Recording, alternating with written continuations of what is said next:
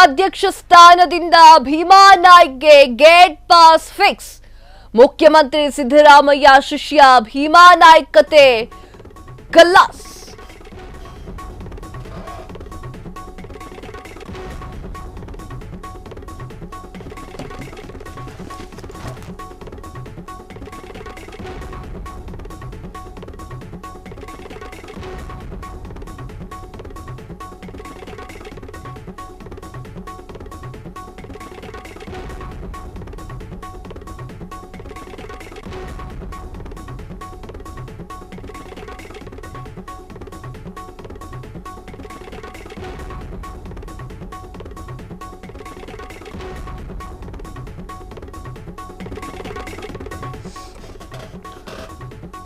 KMF ಅಧ್ಯಕ್ಷ ಸ್ಥಾನದಿಂದ Bima ನಾಯ್ಕ್ಗೆ gate pass fix. ಮುಖ್ಯಮಂತ್ರಿ ಸಿದ್ದರಾಮಯ್ಯ ಕಟ್ಟ ಶಿಷ್ಯ ಭೀಮಾ ನಾಯ್ಕ್ ಕಥೆ ಖಲಾಸ್.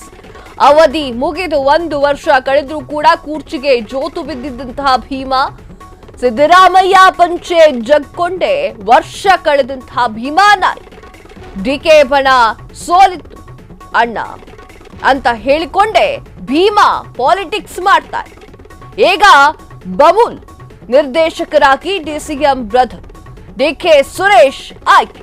ಶೀಘ್ರವೇ ಭೀಮಾ ನಾಯ್ಕ್ ಸ್ಥಾನವನ್ನ ಡಿಕೆ ಸುರೇಶ್ ಅಲಂಕರಿಸೋದು ಫಿಕ್ಸ್. ಹಂಗಾದ್ರೆ ಈಗಾಗಲೇ ರೇಸ್ನಿಂದ ಹಿಂದೆ ಸರಿಯೋದಾಗಿ ಮಾಲೂರು ನಂಜೇಗೌಡ ಘೋಷಣೆಯನ್ನ ಮಾಡಿದ್ದಾರೆ. ಡಿಕೆ ಸುರೇಶ್ ಹಾದಿ ಸುಗಮಗೊಳಿಸಿದ ಕಾಂಗ್ರೆಸ್ ಶಾಸಕ ನಂಜೇಗೌಡ ಮುಂದಿನ ದಿನಗಳಲ್ಲಿ ಕೆಎಂಎಫ್ನಲ್ಲಿ ಡಿಕೆ ಸುರೇಶ್ ಪಾರುಪತ್ಯ ಸಾಧ್ಯತೆ ಹೆಚ್ಚಾಗಿ ಕಾಣಿಸ್ತಾ ಇದೆ. ಡಿಕೆ ಸುರೇಶ್ ಅವರಿಗೆ ಈ ಒಂದು ಕೆಎಂಎಫ್ ಅಧ್ಯಕ್ಷ ಸ್ಥಾನ ಏನಿದೆ ಅದೇ ಆಲ್ಮೋಸ್ಟ್ ಆಲ್ ಫಿಕ್ಸ್ ಆದಂಗೆ ಕಾಣ್ತಾ ಇದೆ.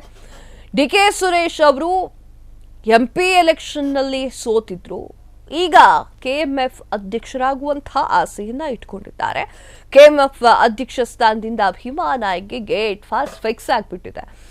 ಮುಖ್ಯಮಂತ್ರಿ ಸಿದ್ದರಾಮಯ್ಯ ಅವರ ಕಟ್ಟ ಶಿಷ್ಯ ಆಗಿರುವಂತಹ ಭೀಮಾ ನಾಯ್ಕ್ ಕತೆ ಈಗ ಆಲ್ಮೋಸ್ಟ್ ಆಲ್ ಮುಗ್ದಂಗೆ ಕಾಣಿಸ್ತಾ ಇದೆ. ಅವಧಿ ಮುಗಿದ್ರು ಕೂಡ 1 ವರ್ಷ ಕೂರ್ಚಿ ಬಿಟ್ಟು ಅಲ್ಲಾಡಿರ್ಲಿಲ್ಲ. ಕೂರ್ಚಿಗೆ ಜೋತ್ ಬಿದ್ದಿದ್ದಂತಹ ಭೀಮಾ ನಾಯ್ಕ್ ಅವರಿಗೆ ಈಗ ಆಘಾತ ಶುರುವಾಗಿದೆ. ಸಿದ್ದರಾಮಯ್ಯ ಪಂಚೆಯನ್ನ ಜಗ್ಗೊಂಡೆ ವರ್ಷವನ್ನ ಕಳೆದಂತಹ ಭೀಮಾ ನಾಯ್ಕ್ ಡಿಕೆ ಬಣ ಸೋತ್ ಹೋಯ್ತು ಅಣ್ಣ ಅಂತ ಹೇಳ್ಕೊಂಡೆ ಭೀಮಾ ನಾಯ್ಕ್ ಅವರು ಪೊಲಿಟಿಕ್ಸ್ ಅನ್ನ ಮಾಡ್ತಾ ಇದ್ರ ಎನ್ನುವಂತಹ ಪ್ರಶ್ನೆ ಈಗ ಎದುರಾಗ್ತಾ ಇದೆ. ಈಗ ಬಮೂಲ್ ನಿರ್ದೇಶಕರಾಗಿ ಡಿಸಿಎಂ ಬ್ರದರ್ ಡಿಕೆ ಶಿವಕುಮಾರ್ ಆಯ್ಕೆ ಆಲ್ಮೋಸ್ಟ್ ಆಲ್ ಪಕ್ಕ ಆಗ್ತಾ ಇದೆ. ಯಾಕಂತಂದ್ರೆ ಶೀಘ್ರವೇ ಭೀಮಾ ನಾಯ್ಕ್ ಸ್ಥಾನವನ್ನ ಡಿಕೆ ಸುರೇಶ್ ಅವರು ಅಲಂಕರಿಸೋದು ಆಲ್ಮೋಸ್ಟ್ ಆಲ್ ಫಿಕ್ಸ್ ಆದಂತೆ ಕಾಣಿಸ್ತಾ ಇದೆ.